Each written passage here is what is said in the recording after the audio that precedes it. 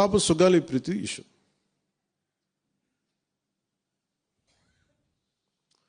పండ్లున్న చెట్టుగా రాళ్ళు పడతాయంటారు.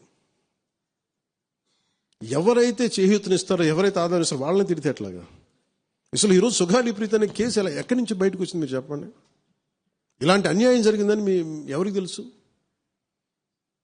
ఈ రోజున గత ప్రభుత్వం 2019, 2024లో ఒక ప్రభుత్వం మీద, అప్పుడు ముఖ్యమంత్రి మీద మాట్లాడటానికి అసలు ఎవరికైనా ధైర్యం ఉందా? ఒక ముఖ్యమంత్రిని ఒక మాజీ ముఖ్యమంత్రిని ఆ టైంలో అరెస్ట్ చేస్తే రావడానికి ఎవరు లేరు రోడ్ల మీద.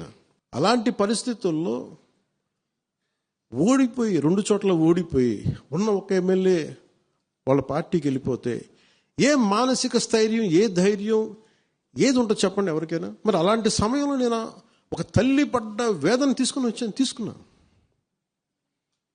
నాకే సరదానా 2 లక్షల మంది జనం మధ్యలో నడుచుకుంటా వెళ్ళి ఆ సమస్యను హైలైట్ చేసి వాళ్ళు సిబిఐకి ఇచ్చారు.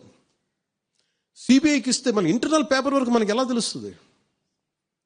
ఇంటర్నల్ పేపర్ వర్క్ వాళ్ళు ఇస్తే వాళ్ళు ఏంటంటే జీవో రిలీజ్ చేశారు. మా దగ్గర నుంచి వెళ్ళింది కానీ ఎక్కడికి వెళ్ళాలో అక్కడి నుంచి ప్రొసీడ్ చేయాలి, అక్కడ ఆపేశారు.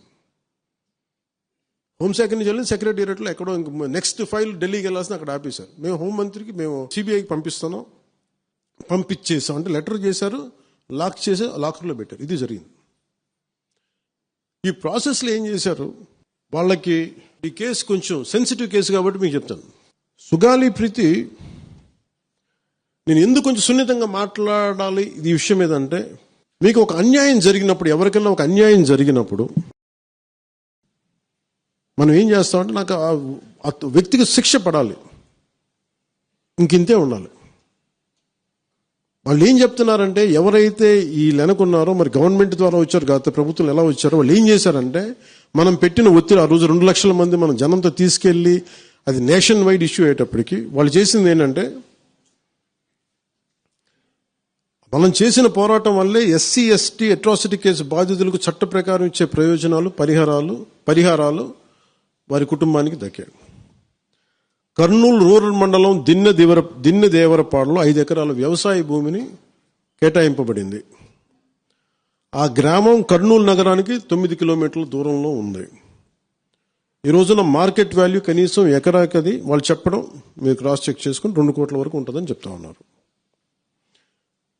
వీరి కుటుంబానికి కర్నూలు కార్పొరేషన్లో కల్లూరు వద్ద 5 సెంట్ల ఇంటి స్థలాన్ని కేటాయింపు చేసిన ప్రభుత్వం. సెంటు 10 లక్షల నుంచి 15 లక్షల వరకు ఉంటుంది. పాప 2 తల్లిదండ్రులకి రెవెన్యూ శాఖలో జూనియర్ అసిస్టెంట్గా ఉద్యోగం ఇవ్వడం అయింది.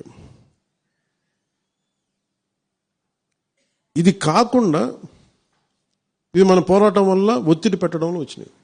ఇవి కాకుండా నేను ఫస్ట్ టైం ఛార్జ్ తీసుకోగానే మొదట చెప్పిన మాట, పాపకి న్యాయం జరగాలి, ఏమేమి జరిగిందని సిఐడి చీఫ్ని నేనే తెలియజేశాను. డీజీపీ గారికి పంపించాను, అప్పుడు డీజీపీ గారికి తిరుమలరావు గారు, అలాగే సిఐడి అధికారులకు చెప్పాను, ఉన్నతాధికారికి, హోమ్ మినిస్టర్ గారికి చెప్పాం.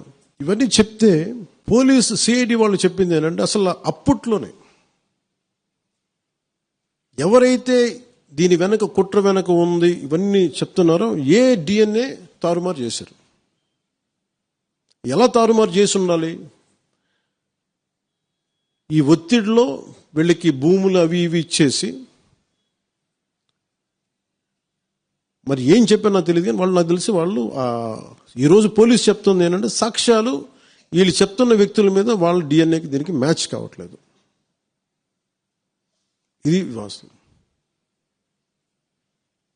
కోర్ట్స్ ఏం చేస్తాయి, పోలీసు ఏం చేస్తారు, దీన్ని కూర్చోబెట్టి. ఎందుకు చెప్తున్నానంటే, ఇది వివేకానంద రెడ్డి గారిని చంపేశారని తెలుసు అందరికీ. ఎవరైతే చేస్తున్న నిందితులు ఉన్నారో వాళ్ళు ఒక్కొక్కరుగా చంపేస్తున్నారు వాళ్ళని. మరీ గత 5 సంవత్సరాల్లో ఇట్స్ ఎ క్లాసిక్ కేసెస్ ఇవి. ఈ ప్రక్షాళనకే పూనుకున్నాం మనం. ఇది ముఖ్యంగా మన ఎమ్మెల్యేలకు కానీ, మీరు ఎంపీస్, యాజ్ అన్ ఎంపీస్ మీకు కూడా, మీరు ఈ కేసెస్ మీద మీరు రేపొద్దున అసెంబ్లీలో గళం ఎత్తాలి, మీరు తప్పదు. ముఖ్యంగా లా అండ్ ఆర్డర్, వీళ్ళు అందరూ తప్పించుకుంటూ వెళ్ళిపోతే ఇట్లా ఒక సోషల్ అన్రెస్ట్ వస్తుంది దీనివల్ల. అంటే వ్యక్తికి ఒక నేరస్తుడు చేసిన, ఒక కులానికి చెందుతాడు ఏదో ఒక నేరస్తుడు, మనం ఏం చేయలేము దానికి. ఇందాక అరుణ చెప్పినట్టుగా ప్రతి ఒక్కరు ఏదో కులానికి చెందాలి, వేరే దారి లేదు మనకి. మనం వేరేలా పొట్ల ఏదో కులానికి చెందాలి. కానీ తప్పు చేస్తే కూర్చోబెట్టి పలానా టక్కమైన ఒక మాట అనేస్తారు. పలానా ఎక్స్ చేసాడు అండవు, పలానా కాస్ట్కి చెందిన వాడు చేసాడు అంటారు. అసలు కాస్ట్ ఎక్కడి నుంచి వచ్చిందో తెలియదు క్రైమ్కి. సో అందుకని మేము బీయింగ్ లీడర్ని చాలా సెన్సిటివ్గా మాట్లాడాలి. మరీ నేను మిగతా వాళ్ళు గబుక్కుని మాట్లాడేసి గత ప్రభుత్వ నాయకులు మాట్లాడేసి వెళ్ళిపోవచ్చు, ఈజీ అది. కానీ నేను అలా మాట్లాడకూడదు. దట్టు నేను ఇప్పుడు డిప్యూటీ సీఎం పదవిలో ఉన్నాను కాబట్టి నేను చాలా ఒళ్ళు దగ్గర పెట్టుకుని మాట్లాడాలి. అందుకని ఇవన్నీ మీరు ఒక్కసారి దీంట్లో కూడా ఆ పాపకి న్యాయం జరగాలి, దోషులుంటే శిక్షింపబడాలి, దాంట్లో అసలు ఎప్పుడు లేదు. కానీ